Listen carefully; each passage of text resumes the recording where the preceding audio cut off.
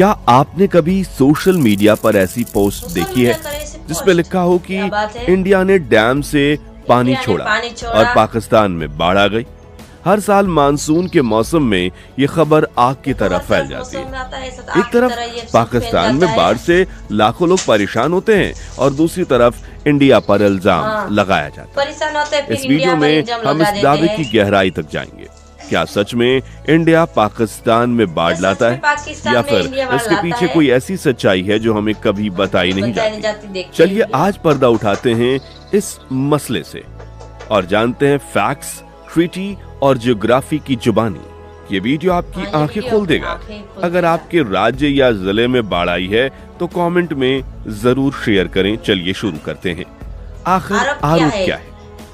सबसे पहले यह समझना जरूरी है कि आरोप लगता क्या है। सोशल मीडिया और कई पाकिस्तानी मीडिया रिपोर्ट्स में यह कहा जाता है कि इंडिया जानबूझकर ऐसा करता है। उनका कहना है कि जब पाकिस्तान को पानी की सख्त जरूरत होती है यानी गर्मियों में, तब इंडिया पानी रोक लेता है और जब मानसून में पाकिस्तान में पहले से भी ज्यादा बारिश हो रही होती है और नदियां उफान पर होती है, तब इंडिया अपने डैम्स के दरवाजे खोल देता है। इस एक्स्ट्रा पानी के कारण पाकिस्तान के कई इलाके डूब जाते हैं और भयानक बाढ़ आ जाती है।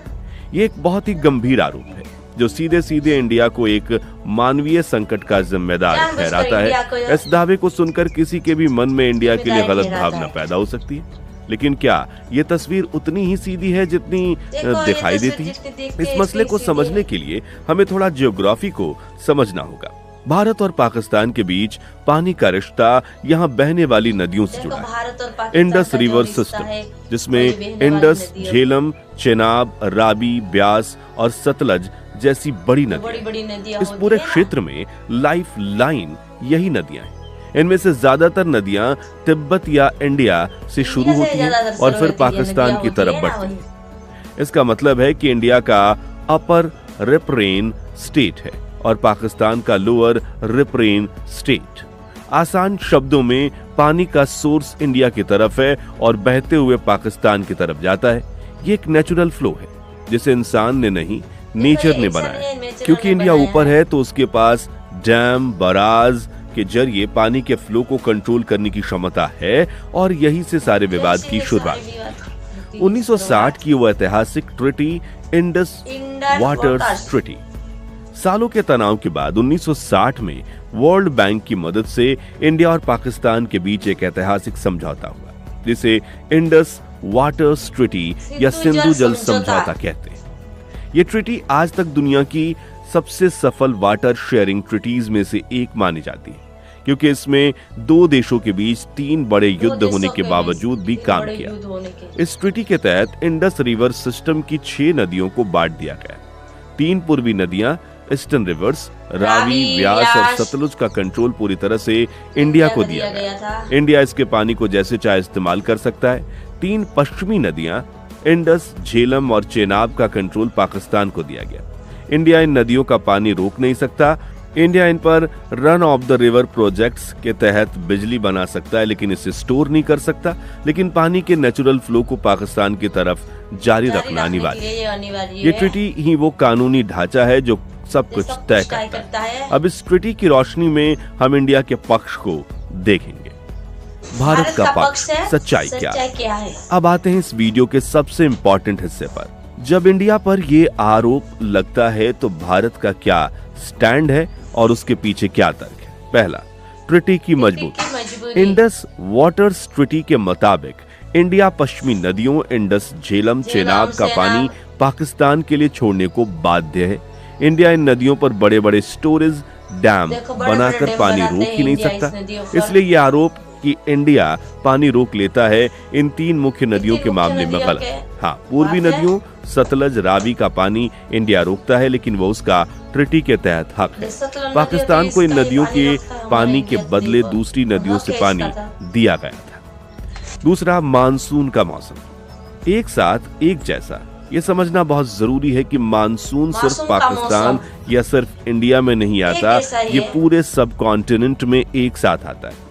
जब इंडिया के पहाड़ी इलाकों में भारी बारिश होती है तभी पाकिस्तान के मैदानी इलाकों में भी होती है। ऐसे में इंडिया के डैम्स भी लगातार हो रही बारिश से लबालब भर जाते हैं। हर डैम की एक कैपेसिटी होती है, अगर उस कैपेसिटी से ज्यादा पानी आ जाए तो उसे छोड़ा ना जाए तो डैम टूटने का खतरा बन जाता है।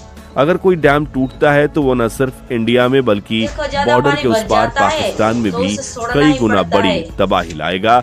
इसलिए डैम की सुरक्षा के लिए एक्सेस वाटर को एक कंट्रोल्ड तरीके से छोड़ना एक जरूरी प्रोटोकॉल है, कोई साजिश नहीं। तीसरा, एडवांस फ्लड वार्निंग। ये एक ऐसी बात है जिसे अक्सर नजरअंदाज कर दिया जाता है। इंडिया और पाकिस्तान के बीच एक सिस्टम है जिसके तहत इंडिया अपने डैम से पानी छोड़ने से पहले पाकिस्तान को एडवांस में डेटा और जानकारी देता है। जुलाई 1 से अक्टूबर 10 तक इंडिया रोजाना सतलज, रावी, चेनाब और झेलम नदियों के वाटर लेवल और डिस्चार्ज डेटा को पाकिस्तान अथॉरिटीज के साथ शेयर करता है। ये इसलिए किया जाता है ताकि पाकिस्तान को तैयारी करने और नीचे के इलाकों को खाली करवाने का वक्त मिल सके। अगर इंडिया का मकसद सच में बाढ़ लाना होता तो ये एडवांस वार्निंग क्यों देता? वो तो अचानक पानी छोड़कर ज्यादा नुकसान पहुंचा सकता। चौथा, पाकिस्तान का आंतरिक इंफ्रास्ट्रक्चर। कई एक्सपर्ट्स मानते हैं कि पाकिस्तान में बाढ़ का असली कारण वहां का कमजोर इंफ्रास्ट्रक्चर, नदियों के किनारे अवैध निर्माण और जल प्रबंधन में कमी है। समय के साथ नदियों में इतनी मिट्टी जमा हो गई है कि उनकी पानी ले जाने की क्षमता कम हो गई है, इसलिए थोड़ा एक्स्ट्रा पानी आने पर नदियां ओवरफ्लो हो जाती हैं। पाकिस्तान में बाढ़ का असली कारण यही है। तो अगर इंडिया जिम्मेदार नहीं तो पाकिस्तान में इतनी भयानक बाढ़ आती क्यों है? इसके पीछे एक नहीं कई बड़े कारण हैं। क्लाइमेट चेंज ये सबसे बड़ा विलन है। ग्लोबल वार्मिंग के कारण मानसून का पैटर्न बेहद अनिश्चित हो गया है। अब बारिश धीरे धीरे नहीं बल्कि क्लाउड बर्स्ट यानी बादल फटने की तरह होती है, जिसमें बहुत कम समय में बहुत ज्यादा पानी गिर जाता है। 2022 में पाकिस्तान में आई सुपर फ्लड इसका सबसे बड़ा उदाहरण, जिसे एक्सपर्ट्स ने मानसून ऑन स्टेरॉइड्स कहा था। Glacial melt. हिमालयन ग्लेशियर्स तेजी से पिघल रहे हैं। गर्मियों और मानसून में ये पिघलते हुए ग्लेशियर्स नदियों में एक्स्ट्रा पानी डाल देते हैं, जिससे बाढ़ का खतरा और बढ़ जाता है। डिफॉरेस्टेशन और लैंड यूज। जंगल की कटाई से जमीन पानी को सोख नहीं पाती और सारा पानी तेजी से बहकर नदी में चला जाता है, जिससे अचानक बाढ़ आती है। नदियों के फ्लड प्लेन्स यानी वो जगह जहां बाढ़ का पानी नेचुरली फैलता है, वहां पर घर और होटल बना दिए गए हैं, जिससे पानी को फैलने की जगह नहीं मिलती।